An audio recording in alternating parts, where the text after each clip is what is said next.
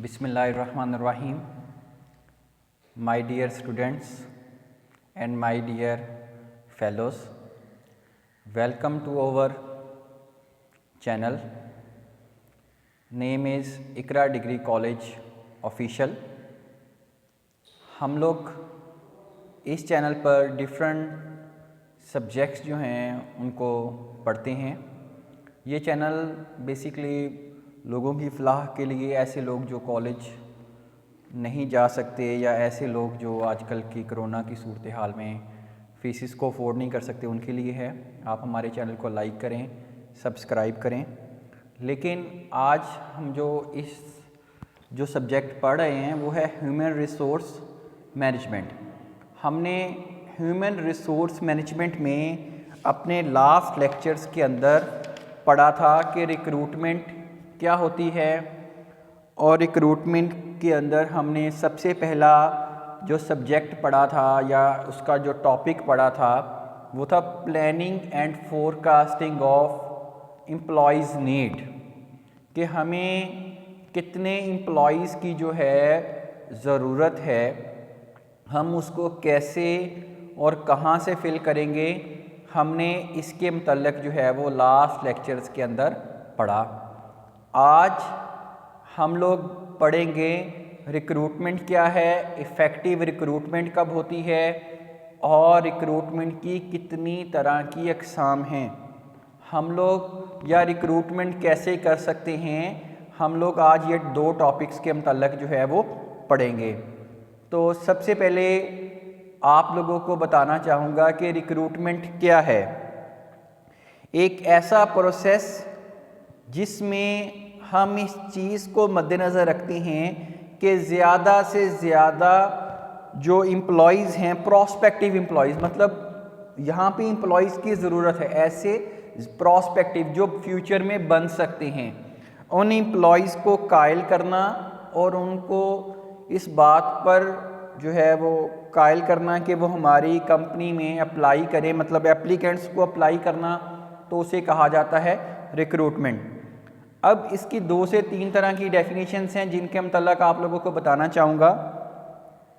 अगर एक डेफिनेशन है, डिफरेंट ऑथर्स ने लिखी हैं, it is the process of finding and hiring the best most qualified for a job. Second definition है the process of searching for prospective employees, मतलब prospective तलाश करना, प्रोस्पेक्टिव जो फ्यूचर में हमारे एम्प्लॉयज़ बनने हैं, और इसके साथ साथ उनको मोटिवेट करना, इनकर्ज करना कि वो जॉब जो हमारी ऑर्गेनाइजेशन ऑफ़र कर रही है उस पर अप्लाई करें, तो इसको कहते हैं रिक्रूटमेंट। अब रिक्रूटमेंट में बेसिकली 5 टाइप्स के स्टेप्स होते हैं। हमने फर्स्ट स्टेप अपना पढ़ लिया।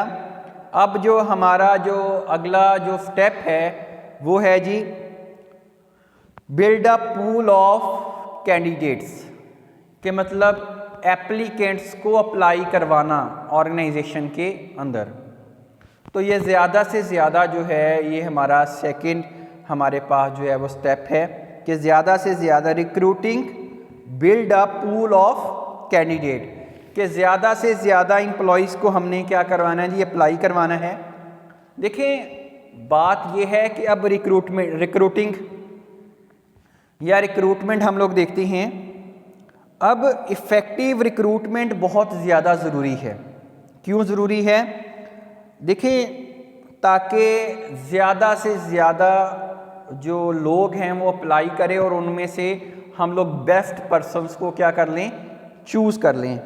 देखिए अगर तो 2 लोगों ने अप्लाई किया सिर्फ, और हम लोगों के पास चॉइस थोड़ी है और हम लोग उनमें से चूज़ कर लेंगे, लेकिन अगर हमारे पास 20 हैं या 30 लोग हैं या ज़्यादा लोगों ने अप्लाई किया है, तो हम टेस्ट है, स्क्रीनिंग है, इस तरह की जो टेक्निक्स हैं उनको इस्तेमाल करते हुए हम लोग जो है अपना चूज़ कर लेंगे एम्प्लॉयज़ को।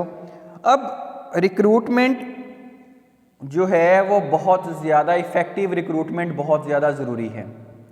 अब अगर रिक्रूटमेंट इफ़ेक्टिव नहीं होगी तो उसके बड़े नुकसान हैं। हमारी कॉस्ट बढ़ जाएगी, हमारा टाइम ज़्यादा लगेगा, हम लोग बेस्ट कैंडिडेट्स को कायल नहीं कर पाएंगे कि वो हमारी ऑर्गेनाइजेशन में अप्लाई करें। इफ़ेक्टिव रिक्रूटमेंट तब होगी जब बेस्ट एम्प्लॉयज़ जो फ्यूचर में आपके बने, मतलब बेस्ट कैंडिडेट्स अप्लाई करें, आपकी कॉस्ट कम से कम लगे और ज़्यादा से ज़्यादा लोग अप्लाई करें, तो जी तब आप लोगों के पास जो है आपकी रिक्रूटमेंट इफ़ेक्टिव जो है वो होगी। अब देखें हमारे पास जो कॉस्ट है वो डे बाय डे जो है वो एम्प्लॉयज़ की इंक्रीज़ हो रही है मीन रिक्रूटमेंट करने की। अब देखिए चाहे हम लोग अपने करंट सिनेरियोज़ के अंदर जो पिछले साल हमारे गुजरे हैं उसमें हमने देखा कि जी अनएम्प्लॉयमेंट बहुत ज़्यादा थी। क्या अनएम्प्लॉयमेंट ही है जी अगर मुल्क में बेरोज़गारी बहुत है जी तो आपके पास बेस्ट एम्प्लॉयज़ आ जाएंगे? ये ज़रूरी नहीं है कि जी हम लोग अच्छे एम्प्लॉयज़ को क्या कर सके जी, तलाश कर सकें। रिक्रूटमेंट एक कम्प्लेक्स एक्टिविटी है। रिक्रूटमेंट क्या है जी? एक कम्प्लेक्स एक्टिविटी है। इसमें सिर्फ एड्स को पोस्ट कर देना या एम्प्लॉयज़ को जो है एम्प्लॉयमेंट एजेंसीज़ को कह देना कि भाई जी हमें इन कैंडिडेट्स मतलब इन जॉब्स के लिए एम्प्लॉयज़ की ज़रूरत है तो हमें हायर कर दिए जाएं, ये ज़रूरी नहीं है। रिक्रूटमेंट में देखिए रिक्रूटमेंट अगर जो है वो रिक्रूटमेंट एफर्ट्स किसी भी कंपनी का जो स्ट्रेटेजिक प्लान होता है उसको शो करवाती हैं। अब हमने यहाँ पर ये भी देखना है कि रिक्रूटमेंट जो है या नॉन रिक्रूटमेंट वो कंपनीज की एचआर की पॉलिसीज़ पर डिपेंड करती है।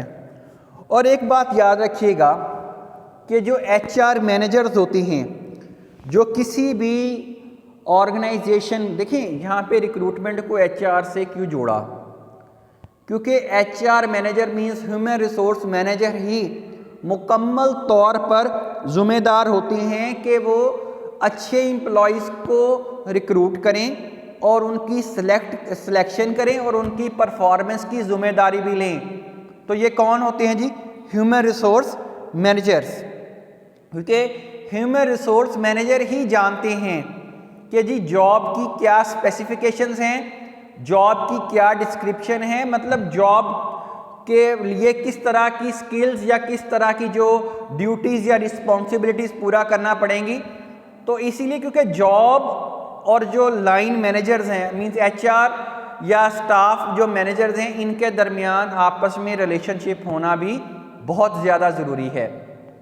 क्योंकि जो जॉब होती है, याद रखिएगा, अब जॉब पर की जो डिस्क्रिप्शंस हैं या उसकी स्पेसिफिकेशंस हैं वो उसको किसके साथ कोऑर्डिनेशन करते वक्त पता लगती हैं। लास्ट हमने जॉब एनालिसिस का टॉपिक पढ़ा, उसमें हमने इस लेक्चर्स को डिटेल्स के साथ पढ़ा। मतलब यहाँ पर ज़रूरी है कि लाइन और स्टाफ जो है मैनेजर्स हैं उनके दरमियान कोऑर्डिनेशन होनी चाहिए। अब दोनों एक दूसरे के लिए नेसेसिटी हैं। अब स्टाफ मैनेजर को लाइन मैनेजर से मदद चाहिए जब उसने हायरिंग करनी है, क्योंकि लाइन मैनेजर्स को एम्प्लॉयज़ की ज़रूरत है तो उसको स्टाफ मैनेजर्स की ज़रूरत है। इसीलिए दोनों एक दूसरे के लिए क्या है जी, ज़रूरी हैं। अब याद रखिएगा रिक्रूटमेंट जो है वो दो तरह से हो सकती है, सेंट्रलाइज्ड भी हो सकती है, डिसेंट्रलाइज्ड भी हो सकती है। अब सेंट्रलाइज्ड रिक्रूटमेंट इस तरीके से होती है कि जी जितनी भी रिक्रूटमेंट है वो सिर्फ एक ही जगह से हो, मतलब हेड ऑफिस से हो रही हो, तो उसको कहते हैं सेंट्रलाइज्ड रिक्रूटमेंट। और सेंट्रलाइज्ड रिक्रूटमेंट के फ़ायदे भी हैं, क्योंकि अगर रिक्रूटमेंट सेंट्रलाइज्ड होगी तो आप अपने जितने भी कंपनी के स्ट्रेटेजिक प्लान्स हैं वो अप्लाई कर सकते हैं। और अगर देखिए उसके अलावा डिसेंट्रलाइज्ड क्या होती है जी, डिसेंट्रलाइज्ड रिक्रूटमेंट जो है उसमें सेंट्रली मतलब हेड ऑफिस में ही सिर्फ रिक्रूटमेंट नहीं की जाती, बल्कि अपने जो हेड ऑफिस ब्रांचेस हैं, हेड ऑफिस अपनी ब्रांचेस को कह देता है भाई आप अपनी ज़रूरत के मुताबिक जो है वो रिक्रूटमेंट कर लें।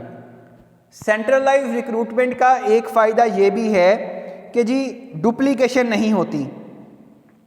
कि जी एक पर्सन को उन्होंने हायर कर लिया हेड ऑफिस के लिए भी, और एक पर्सन को हेड सेलेक्ट कर लिया जी उसने ब्रांच के लिए भी।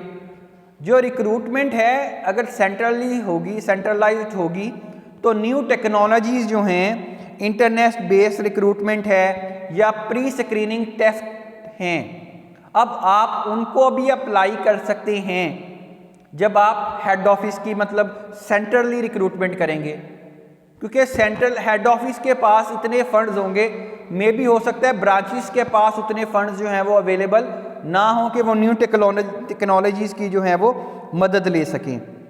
इसीलिए जो रिक्रूटमेंट है मोस्टली जो है पाकिस्तान के अंदर भी सेंट्रली की जाती है। जो गवर्नमेंट की ऑर्गेनाइजेशन है वो सेंट्रलाइज्ड रिक्रूटमेंट करती हैं।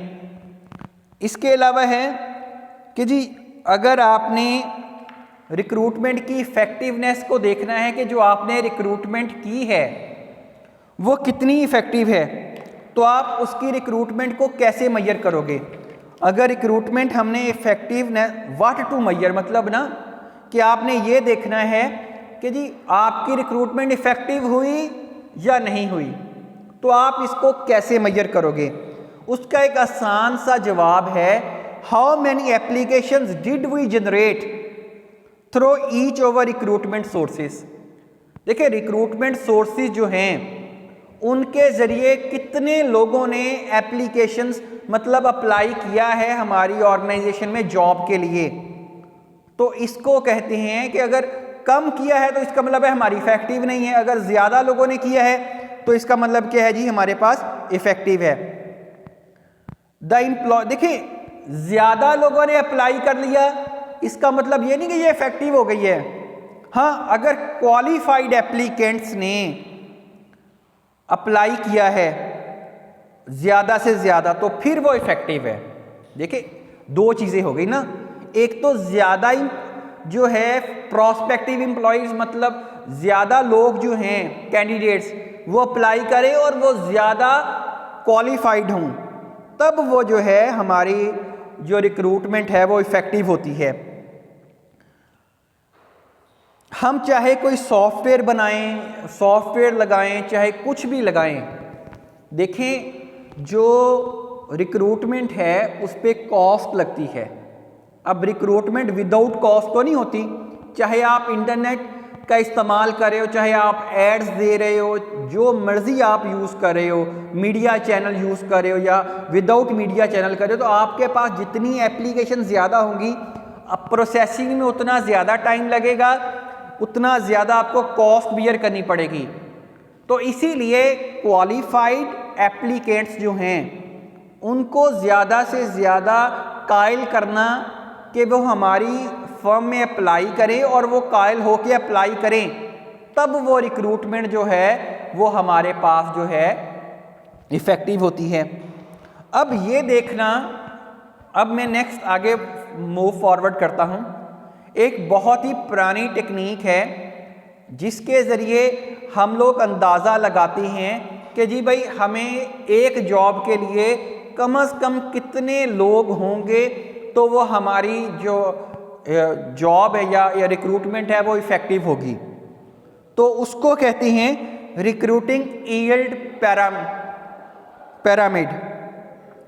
अब यहाँ पे क्या है, the historical arithmetic relationship between recruitment leads the invitees, मतलब जो आपके पास रिक्रूटमेंट है वहाँ पे इनवाइटी वो इनवाइट करे और इनवाइटीज से वो इंटरव्यू में जाएं, इंटरव्यू से वो एफर्ट्स करे कि वो उनको सेलेक्ट करे और कितने लोगों की ऑफर्स उनकी एक्सेप्ट हुई हैं। तो ये है पैरामिड्स का मतलब।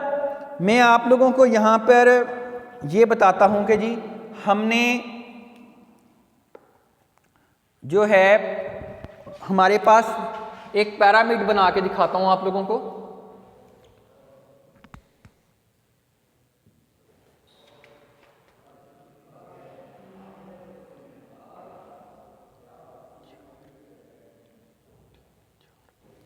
देखें जी, हमने न्यू हायरिंग जो करनी है, पहला स्टेप जो है वो हमें पता लग गया जी कि हमने न्यू हायरिंग करनी है।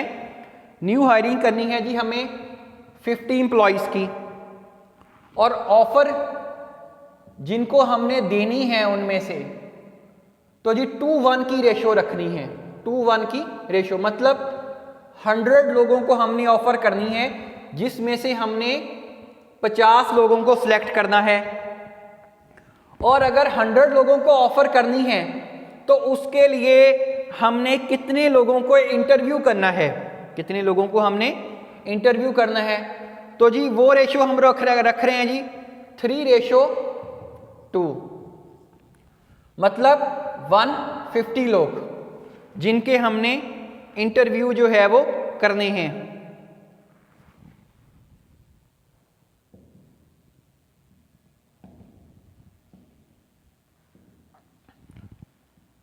इसी टेक्निक को इस्तेमाल करते हुए आजकल हमारे जो लेक्चरर्स के या डिफरेंट जॉब्स के पंजाब पब्लिक सर्विस कमीशन के तहत जो जॉब्स हो रही हैं वो इसी पैरामिड को देखते हुए वो जॉब कर रहे हैं, जॉब जो है वो सिलेक्शन कर रहे हैं, या FPSC के थ्रू या पाकिस्तान में किसी भी सर्विस कमीशन के थ्रू या वर्ल्ड के अंदर हमारे हो रही है सिलेक्शन, वो इसी पैरामिड को तरफ देखकर जो है वो हो रही है।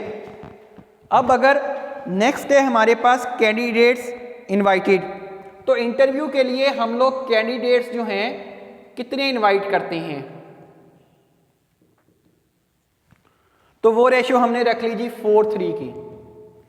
4:3 की रेशियो का मतलब है हमारे पास 200। अब कितनी हमारे पास इसके लिए एप्लीकेशंस आनी चाहिए, लीड्स जनरेटेड मतलब उसकी रेशियो हमने रख ली जी 6:1, मतलब 1200। अब 2:1 रेशियो मीन्स इसके साथ 2:1 रेशियो रखी है हमने। अब यहाँ पर देखें एग्जाम्पल जो है वो इसकी बेस्ट यही है।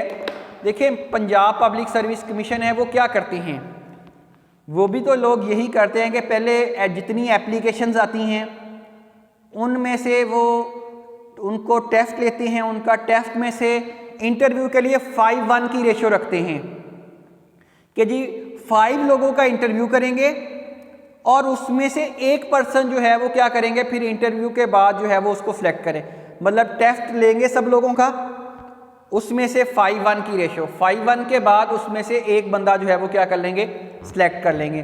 तो वहाँ पर ये पैरामिड जो है वो चलता है। वहाँ पे यहाँ पर देखें 5 और 6 लेयर्स हैं, हो सकता है वहाँ पे कितनी लेयर्स हों, 4 लेयर्स हों ओनली। तो इसी पैरामिड को इस्तेमाल करते हुए आप लोग अपनी इफेक्टिव मेजरमेंट यूज़ कर लेते हो कि आप पहले से गोल सेट कर लेते हो कि जी अगर आपने 50 लोगों को हायर करना है तो कम से कम उसके पास 1200 या इससे ज़्यादा क्वालिफाइड कैंडिडेट्स हैं। अब रिक्रूटमेंट अगर देखें 100 सीट्स हैं और उसमें से सिर्फ आपको 75 पर लोग जो हैं वो क्वालिफाइड मिलते हैं, तो इफ़ेक्टिव रिक्रूटमेंट नहीं है। इफ़ेक्टिव रिक्रूटमेंट तब है अगर 100 हमारी सीट्स हैं और उसके लिए 500 हमें क्वालिफाइड कैंडिडेट्स मिलें आफ्टर टेस्ट, तो तब वो रिक्रूटमेंट क्या होगी, हमारी इफ़ेक्टिव होगी, अदरवाइज रिक्रूटमेंट हमारी इफ़ेक्टिव नहीं है। अब रिक्रूटमेंट के जो हैं वो हमारे 2 टाइप्स के सोर्सेज होते हैं। One source is internal source, मतलब उसको कह देते हैं internal recruitment, and second source is external recruitment.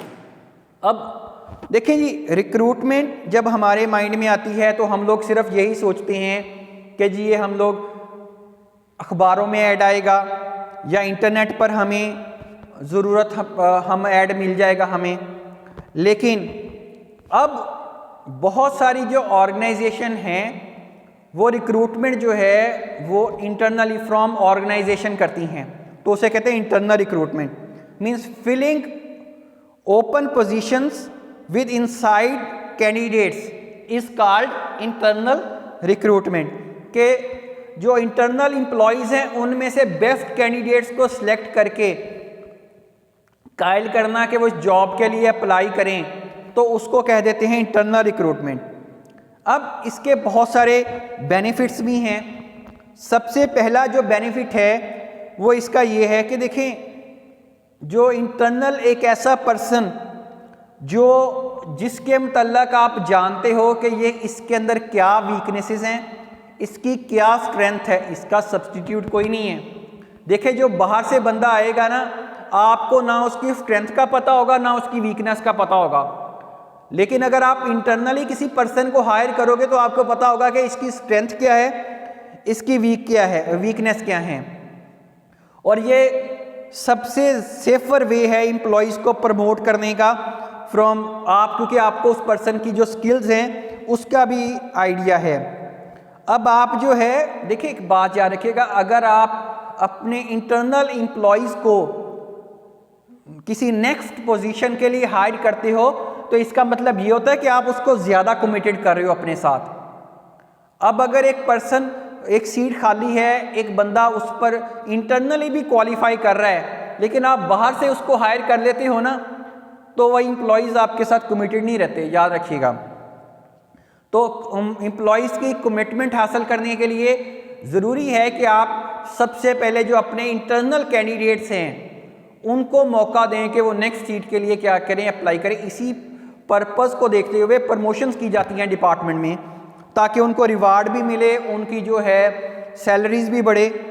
देखिए लॉयल्टी और उनकी जो कॉम्पिटेंस है आप उसको यूज़ करें hiring from the internal organization, मतलब इंटरनल रिक्रूटमेंट। लेकिन देखिए इंटरनल रिक्रूटमेंट जो है कई दफ़ा ये बैकफायर भी करती है। एम्प्लॉयज़ जो आपके पास जो अप्लाई करते हैं जॉब के लिए, वो आपको ये नहीं बताते कि भाई कितनी जगह से उनको निकाला गया था, कितनी दफ़ा वो रिजेक्ट हुए थे, कितनी दफ़ा उनकी एप्लीकेशन जो थी वो एक्सेप्टेबल नहीं थी। ठीक है, तो क्योंकि फ्यूचर जो है वो क्रूशियल होता है, तो फ्यूचर के मतलब हम अंदाज़ा नहीं लगा सकते। इसके अलावा बहुत सी जो एम्प्लॉयज़ होते हैं कि जी वो ये चाहते हैं कि जी उनको हायर किया जाए लेकिन उनसे काम ना लिया जाए, पिछला काम ही लिया जाए। तो ये बड़े नुकसानात भी हैं इसके, जिनके मतलब हम डिटेल से आगे भी जाकर जो है वो पढ़ेंगे। देखें इसमें एक बात याद रखिएगा, जो सबसे बड़ा नुकसान ये होता है, एक मैनेजर है ना, वो कभी नहीं चाहता कि नीचे वाला पर्सन उसके रैंक पर के बराबर आ जाए, क्योंकि प्रोटोकॉल्स होते हैं। जैसे ना एक पर्सन है, अगर मेरा पीएन है, वो पहले मेरे काम करता था, अब वो मेरे साथ सीट पर बैठकर काम कर रहा है, तो मैं तो कभी भी नहीं चाहूँगा ऐसा। मतलब मेरा मतलब से मुराद मैं नहीं, मतलब कि एम्प्लॉयज़ नहीं चाहते ऐसे, एम्प्लॉयर्स नहीं चाहते ऐसे कि जी मेरे साथ वाले लोग जो हैं वो मेरे बराबर आके बैठ जाएं। ऐसा होता है, ठीक है, क्योंकि ये इसीलिए तो लोगों की क्या नहीं होती जी, प्रमोशंस नहीं होती, उनको वो इंटरनली जो है वो हायर नहीं करते, क्योंकि प्रोटोकॉल्स आपस में क्या हो जाते हैं, उनके ख़त्म हो जाते हैं। लेकिन मैक्सिमम बेनिफिट और कमिटमेंट के लिए ज़्यादा से ज़्यादा लोगों को क्या किया जाना चाहिए, हायर किया जाना चाहिए from internally, from internal organization या फ्रॉम ऑर्गेनाइजेशन। अब डिफरेंट इंटरनल जो रिक्रूटमेंट है उसके 3 टाइप्स के जो हैं वो मतलब सोर्सेज हैं। उसमें जी 3 फाइंडिंग इंटरनल कैंडिडेट्स में रीहायरिंग है, जॉब पोस्टिंग है और सक्सेशन प्लानिंग है। ये 3 टाइप्स के जो हैं वो हमारे पास जो हैं वो इसके सोर्सेज हैं इंटरनल रिक्रूटमेंट के। अब इंटरनल रिक्रूटमेंट के लिए जो ज़्यादा इफ़ेक्टिव है कि वो जी प्रमोशन की जाए, यूजिंग प्रमोशन कैसे की जाए, जॉब पोस्टिंग करते वक्त पर्सनल के रिकॉर्ड्स को देखते हुए और उनकी स्किल्स को देखते हुए। तो ये क्या किया जाए, इस तरीके से जो है वो उनकी इंटरनल हायरिंग की जाए, तो वो इंटरनल रिक्रूटमेंट जो है वो कहलाती है। अब इंटरनल रिक्रूटमेंट में आपके पास मैंने एक लफ्ज़ यूज़ किया है जॉब पोस्टिंग का।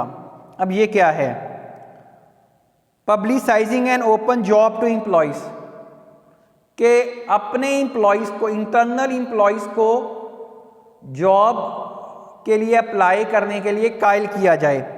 कैसे किया जाए कि जी जो नोटिस बोर्ड होता है किसी भी ऑर्गेनाइजेशन में, उस पर ऐड लगाई जाए और उसके एट्रीब्यूट्स लिखे जाएं, जॉब के अंदर क्या एट्रीब्यूट्स होंगे और किस तरह के लोग चाहिए, ताकि फ्रॉम ऑर्गेनाइजेशन जो हैं वो लोग क्या करें जी, अप्लाई करें। जब फ्रॉम ऑर्गेनाइजेशन लोग अप्लाई करेंगे तो अल्टीमेटली जो है आपको ज़्यादा कमिटेड और ज़्यादा अच्छे लोग जो हैं वो मिल जाएंगे।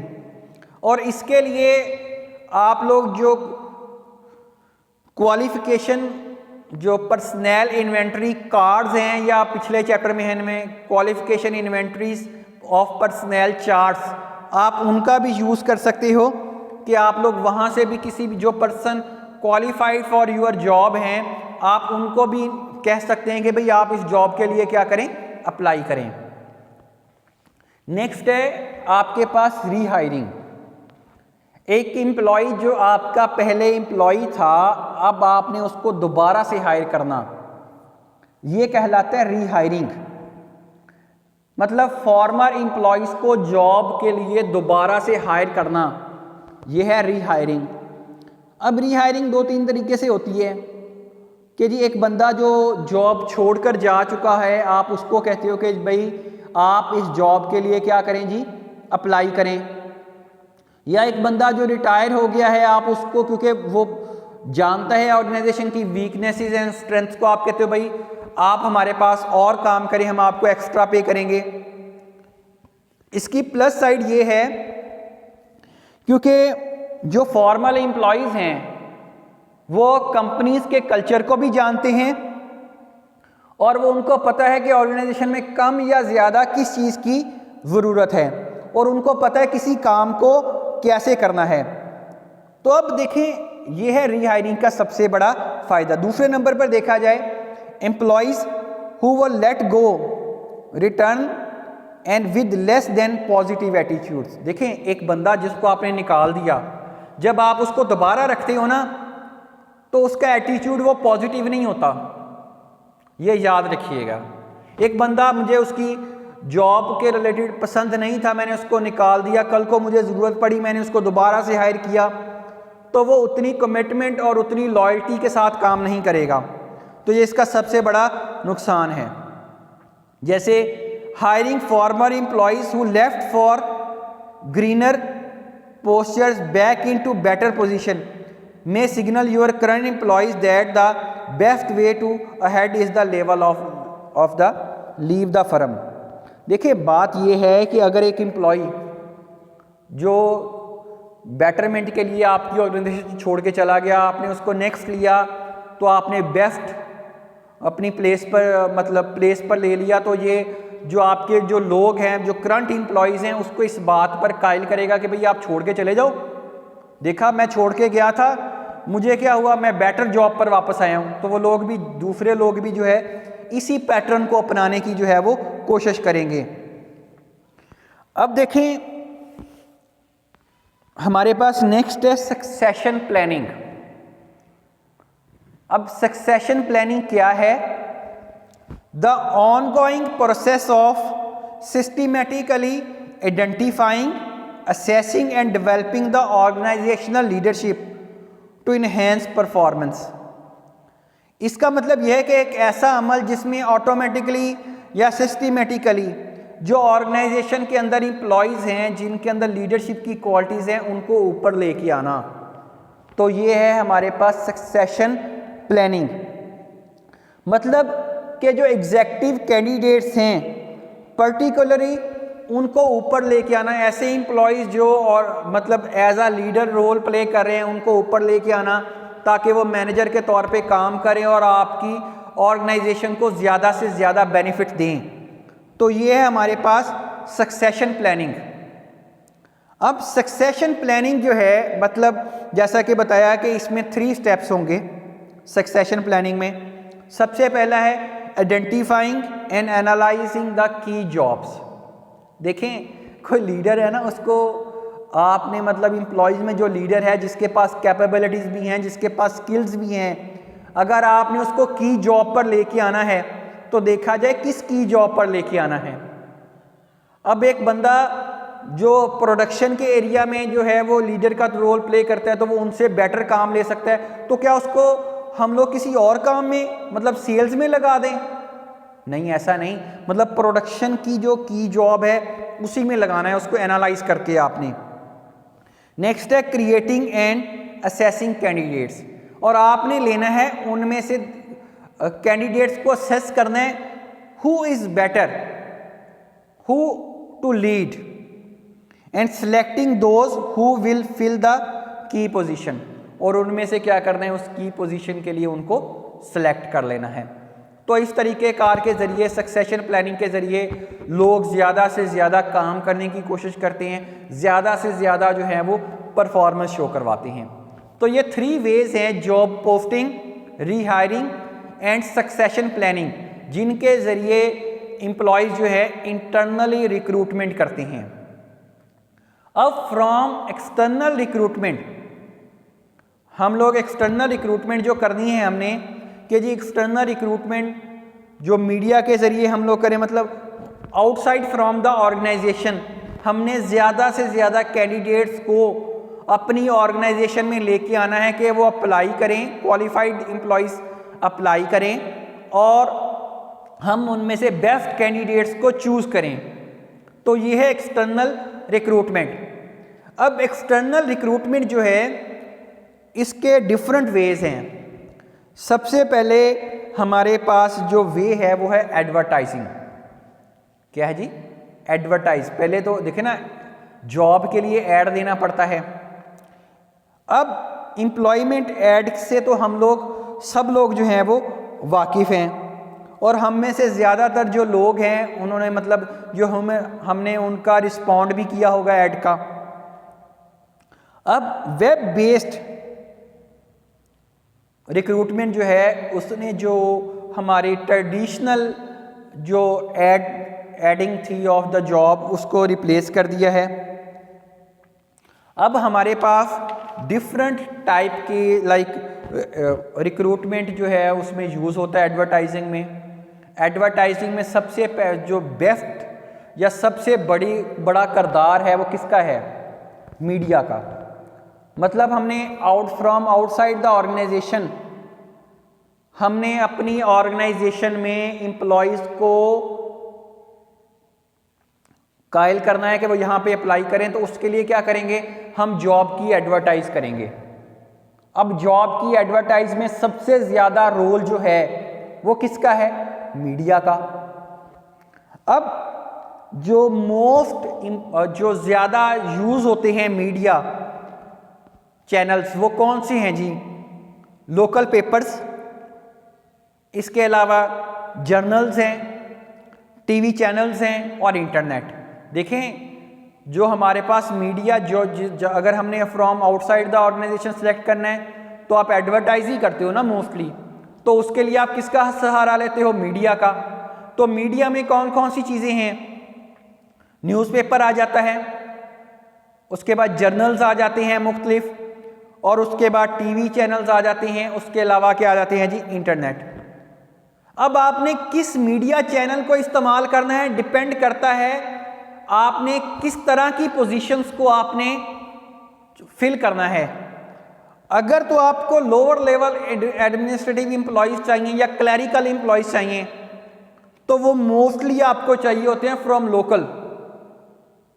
मतलब आपको जो एरिया है, जिस एरिया में आप डील करते हो, वहीं से आपने सेलेक्ट करना है। तो उसके लिए आप लोग क्या कर सकते हो? लोकल जो है लोकल पेपर्स या लोकल न्यूज़पेपर, वहाँ पे आप ऐड दे के वहाँ से सिलेक्ट कर लेते हो।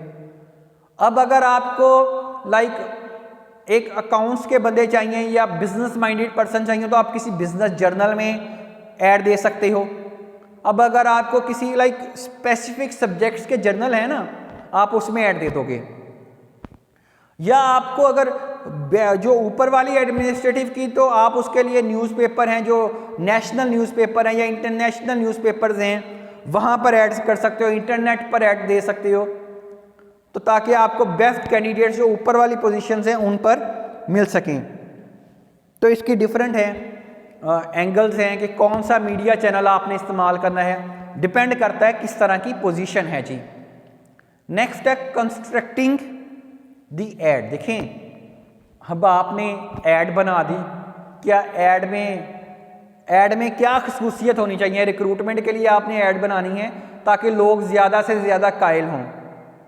तो उसके अंदर 4 खसूसियत होनी चाहिए किसी भी ऐड के अंदर, चाहे आपने न्यूज़पेपर में देनी है, चाहे आपने उसको टीवी चैनल पर देना है, इंटरनेट पर देना है, या किसी जर्नल में देना है। और उसके लिए AIDA ये 4 जो है हमारे पास वर्ड हैं, ये खसूसियत होनी चाहिए। कौन कौन सी? Attention, interest, desire, action.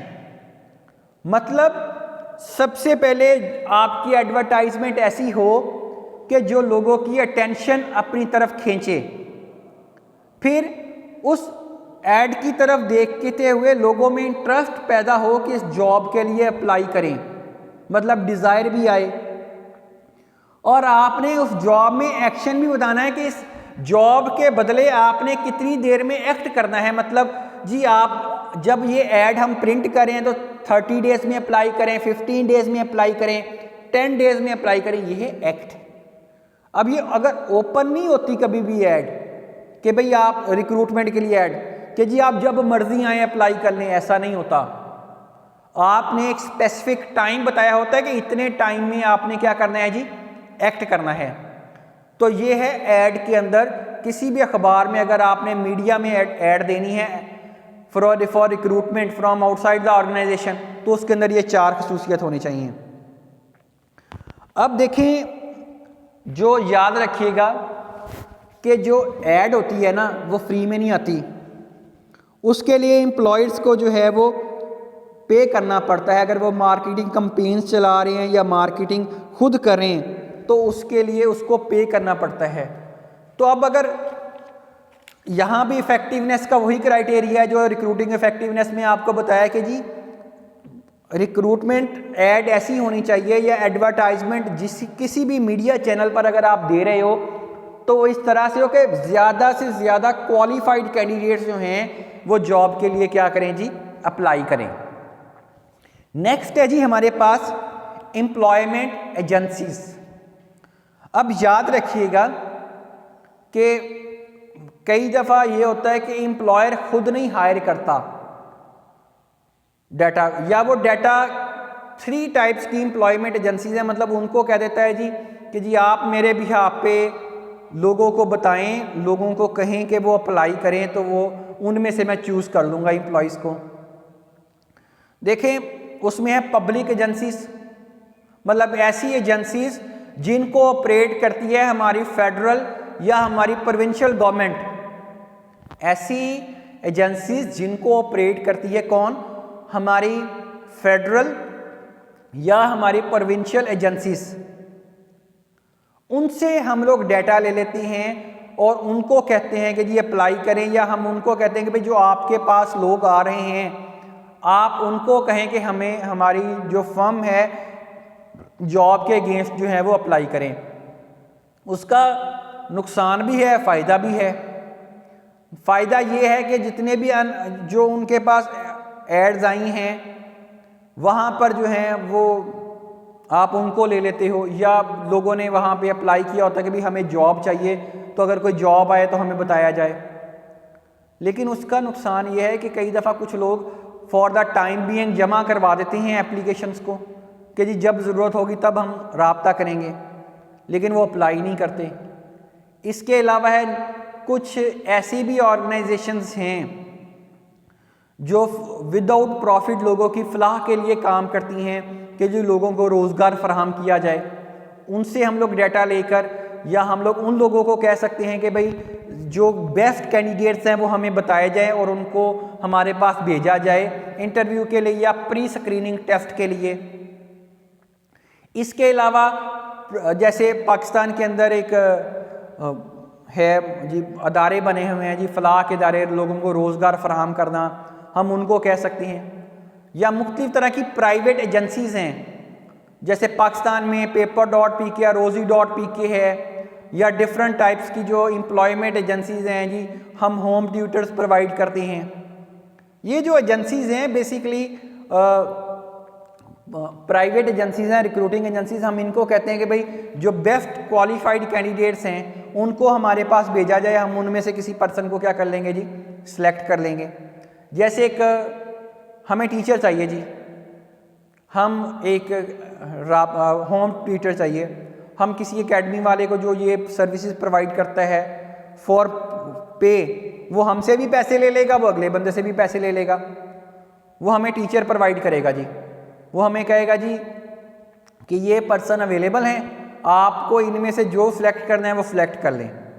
तो इसका क्या होगा कि इससे वो प्राइवेट एजेंसीज भी हम प्रॉफिट कमाती हैं, पैसे कमाती हैं, और हम लोगों को भी जो है वो बेस्ट कैंडिडेट जो है वो मिल जाता है।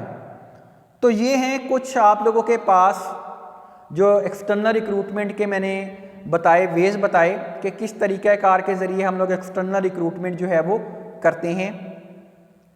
अब कल हम लोग पढ़ेंगे अगर हमने एक्सटर्नली रिक्रूटमेंट करनी है टेम्पररली कैसे करनी है। इसके अलावा हम लोग ये पढ़ेंगे कि जी हमने अगर एग्जेक्टिव को रिक्रूट्स करना है तो वो कैसे करना है, उसके फ़ायदे हैं या नुकसान हैं। तो हम लोग इनको कल हम लोग अपने लेक्चर के अंदर या नेक्स्ट लेक्चर के अंदर जो है वो पढ़ेंगे जी। ओके जी, आप हमारे चैनल को लाइक और सब्सक्राइब ज़रूर कीजिएगा। अल्लाह हाफिज़, take care, wish you best luck ji.